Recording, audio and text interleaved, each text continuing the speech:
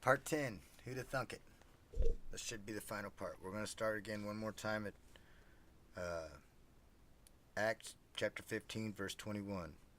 Because in every city Moshe has been preached for generations, and he is read in the synagogue every Sabbath day.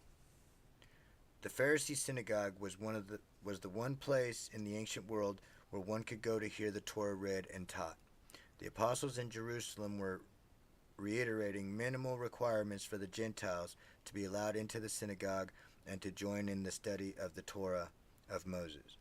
As the Gentiles gained a more complete understanding of the Torah of Moses, those whose heart upon which the Torah was written would then come naturally into full obedience to Yahovah's commandments. Keeping the Torah commandments is an appropriate heartfelt response from one who has been redeemed by Yeshua's blood. The wages of sin is death, Romans 6:23.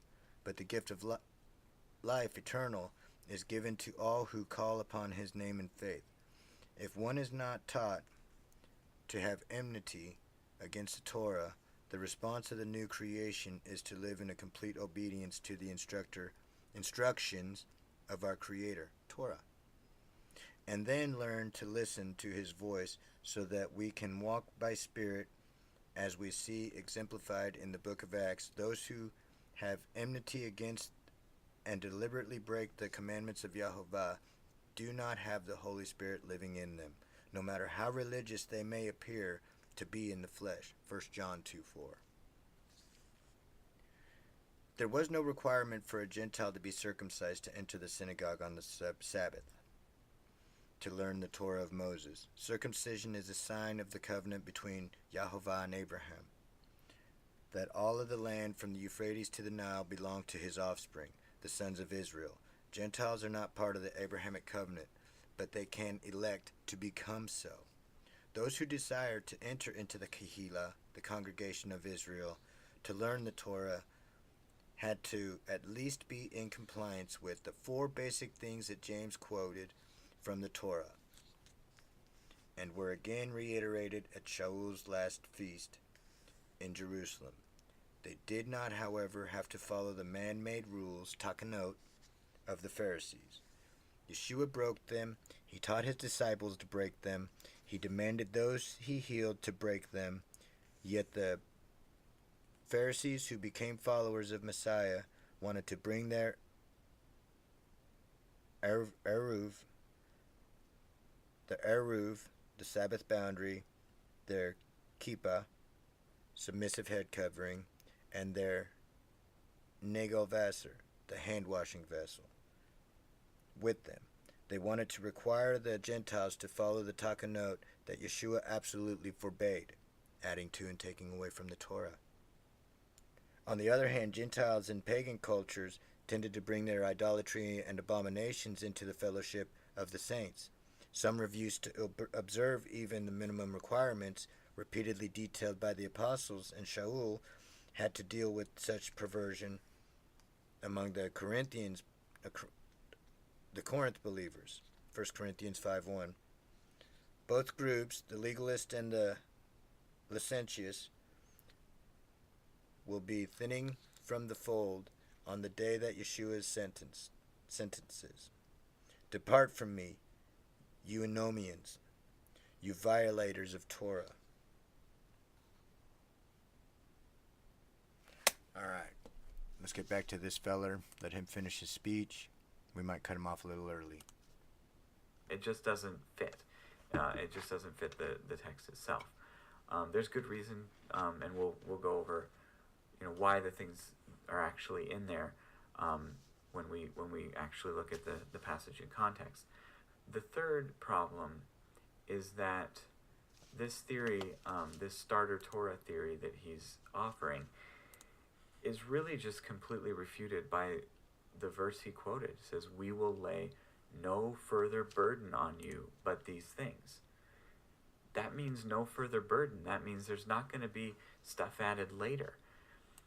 Now, there is a way of understanding that doesn't fall into the category he's attacking in his objection that objector he's pretending is coming against him. There is another way of understanding it, and we get it from the context. So when we really look at the context of Matthew 18 and actually read the passage, we find what's actually going on. And when we understand that, it completely lays waste to any sort of attempt to impose full Torah observance when it comes to the ritualistic laws. So I want to read a couple of the verses that come before the one he's talking about. Verse 1 of chapter 15 says, "Some men came down from Judea and began teaching the brethren, is Gentile believers have to be circumcised to be saved." So that's one issue. It was also just that they should be required to do the, but they, was about the whole law, so they decided to really try to answer everything and try to be required to be circumcised later. If you think that, you're adding something to the text that just isn't in there. Now, but there are a lot of Jewish people there, especially the believers, and the instructions are not about morality at all. They're not about law at all. What they are is... This is where, you know what, I'm just going to end the video here. I don't care what else is left to go on. I want to make this my last one, and I got about 9 minutes left. You're wrong, brother. I clearly showed you that those 4 things are clearly stated in the Torah. They were giving Torah. It's faith without works is dead. But,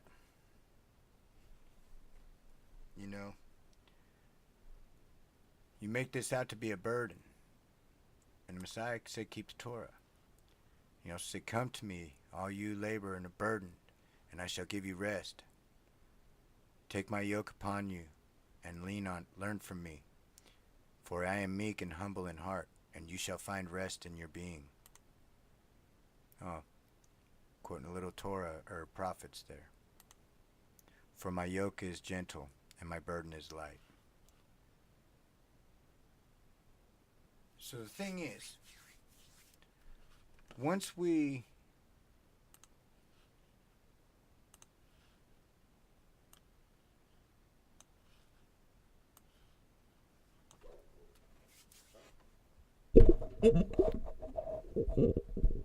come to Torah, we're a new man. We're not that old Gentile, if you will, that used to be. And we're grafted in to the tree of Israel. Romans 11:16.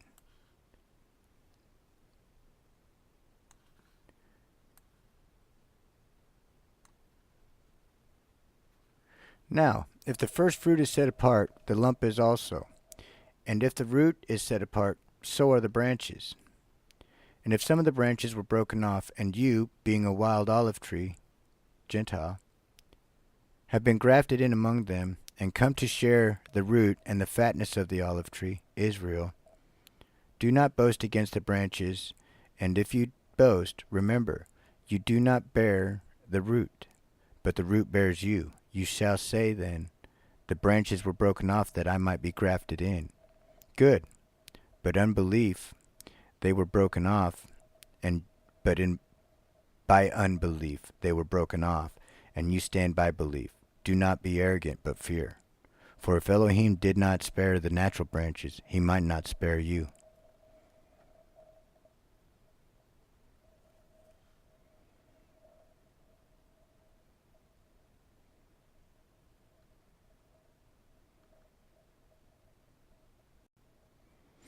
For I do not wish you be ignorant of this secret, brothers, lest you should be wise in your own estimation, that hardening in parts has come over Yasharel, until the completeness of the nations has come in.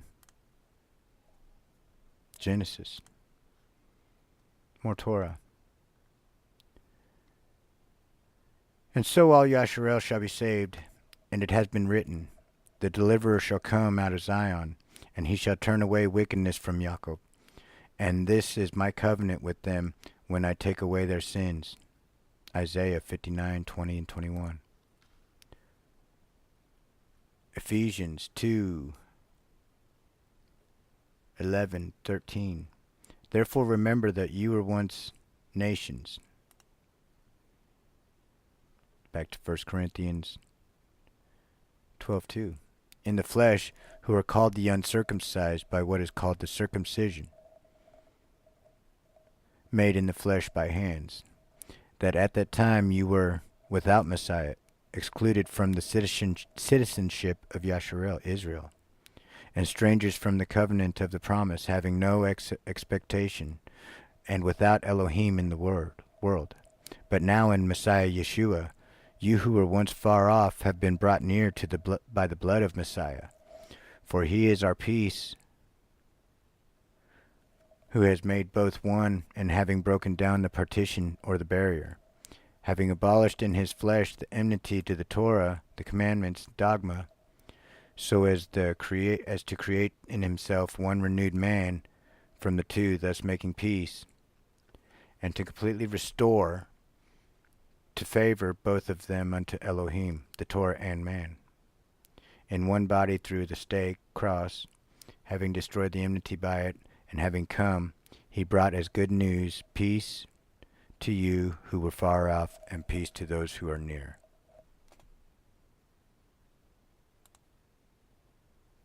Isaiah 57:19, prophecy. Some things were fulfilled, some things were not. Ephesians 2:18, because through him we both have access to the Father by one Spirit. So then you are no longer strangers and foreigners, but fellow citizens of the set-apart ones and members of the household of Elohim.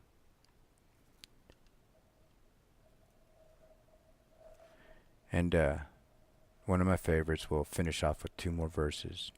Go to Revelation. I'm not a Hebrew roots guy. I'm not a Messianic Jew. I'm not a Messianic roots. I'm just a follower of the way, just like the first church was. I believe in the Messiah, and I believe in the Torah that he is the word of. And if we come down here into Revelation 12:17, and the dragon was enraged with the woman, and he went to fight with the remnant of her seed, those guarding the commandments of Elohim, the Torah, and possessing the witness of Yeshua Messiah. BW, I'm not saying you don't have a witness for the Messiah, but you are not keeping the commandments of the Most High. Revelation 14:12. Here is the endurance of the set-apart ones.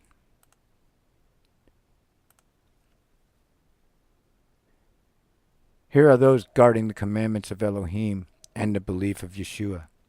Once again, it's a two-part game. There's not just one part. Christianity is not keeping the Torah.